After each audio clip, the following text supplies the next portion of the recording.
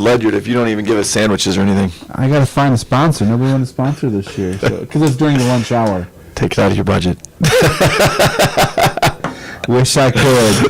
We got to go find a sponsor and have them cater in for us. There you go. That would be good. You know anybody?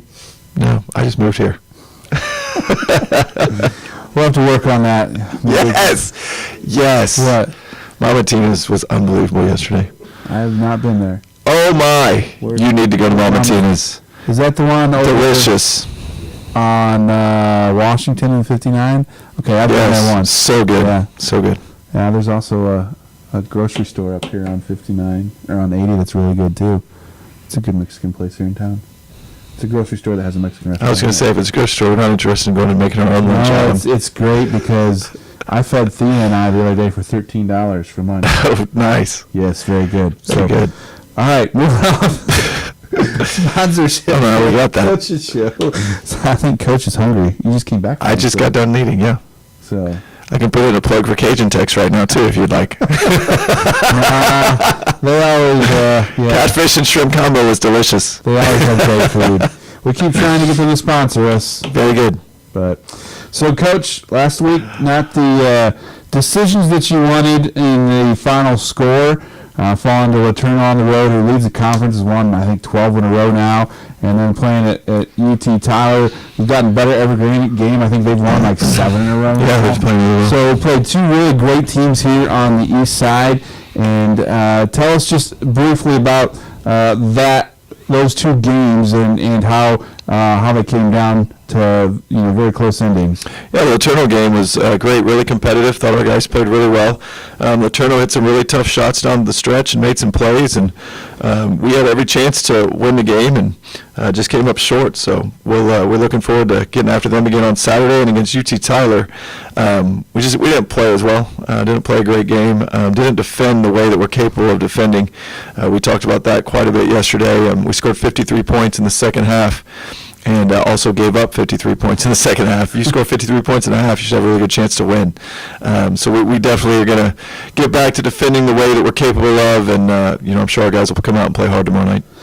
So this weekend, we're actually doing a combination, a special night on Thursday and Saturday. But we're playing Tyler again on Thursday and then Laterno on Saturday. And the whole week is for Samaritan's Feet, both men's and women's basketball. You're going to coach barefooted for us, huh? Barefoot. Does that mean like no socks too? No socks. Okay, then I am going barefoot. It's for a great cause. No one wants to see that, by the way. Hey, the other team will be barefooted too. Jamin Copeland and Dan Miller are both going to be barefoot, so it's awesome. No, it's really good. We're excited about it. Said they were going to go barefooted. Oh, there you go. So, I mean, they probably have better looking feet than we do. But I guarantee you. But we'll see what we can generate. Maybe the student body will come barefooted too. You never know. Yeah, let's not promote that. But Samaritan's Feet. I'm gonna have some flip flops underneath my chair for when I walk back to the locker room at halftime. I guarantee you that. I will come out in flip flops and then take them off. That would be good, Adam. And I think it's great that you're doing that. It's for a really good cause and to provide shoes for needy kids here in the Marshall area, and also just the opportunity to share the love of Jesus with them and share the gospel with those kids. That's a great thing. Romero Mendez, a cross country and track and field runner, brought it to our attention. We were looking at doing something last year for it through the American Southwest Conference. Never developed. We didn't have time to do it last year, and then he came to me and said he wanted to do it. And I said, well, we've already got some stuff in mind that we've talked about, so we just kind of went through the right channels and made it happen this year. When we want to raise about $1,500. So if you want to check it out, go to goetbtigers.com.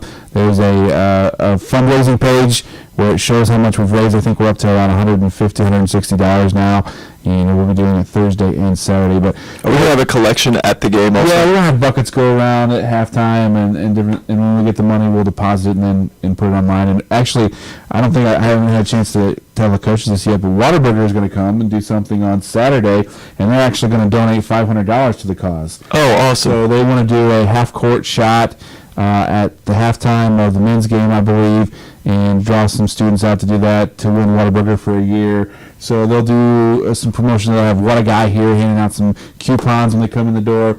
And I know on Saturday also on the women's halftime, the teams of tomorrow will coming and doing their dribbling thing. So big Saturday for ETBU against Laterno, and then Thursday night we'll play UT Tyler, and also have a retro night for women's game, and then we'll be Once Americans Feed on Thursday night for the men's game, so a lot happened. But aside from all that, Coach, have you ever had to design a game plan where you play the teams back-to-back like this? You know, Laterno then Tyler, then Tyler then Laterno back-to-back weeks. I'm sure we have at some point where you end the season with someone, then have to turn around and play them again in the first round of the conference tournament. I mean, I'm sure at some point in the last 20 years we've had to do that, but it's definitely unusual. And in some ways, I kind of like it. You get to see a team up close. You get to prepare for them. You get to see them up close. You get to go through the game with them. You get to make some adjustments. Like it's kind of been fun. Now there's about, what do we have, 8 games left, I believe.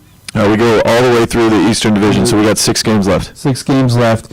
You're sitting there in 3rd place, I believe, or tied for 4th.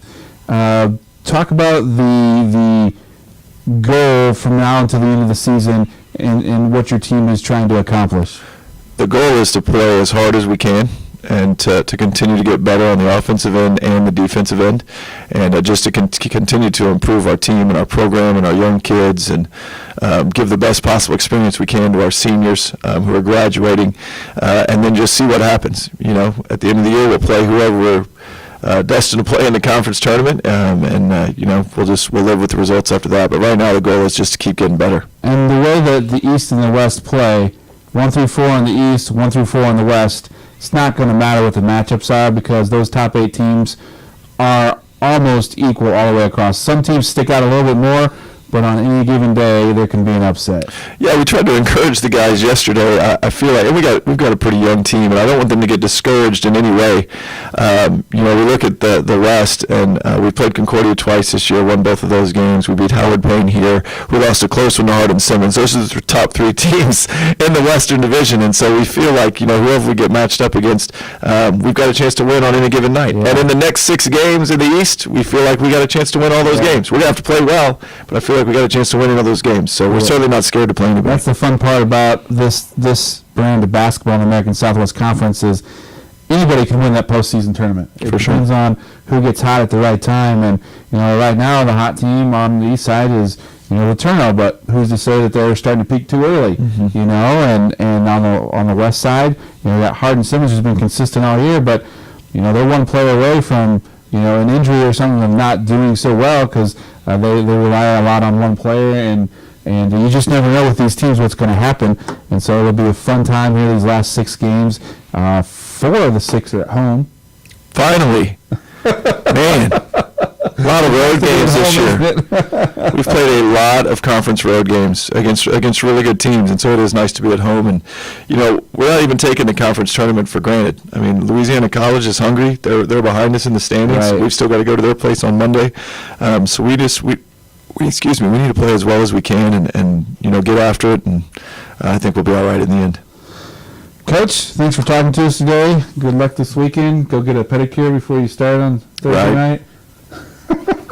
I'm just worried about having lunch catered in here, Adam. Let's make sure we get that. Let's make sure that happens. Goal, right? You'll get it done about the time basketball season ends. I'm not on here anymore. Jared will reap the benefits of my promotion for the rest of the semester. Thanks, Adam. All right, Coach.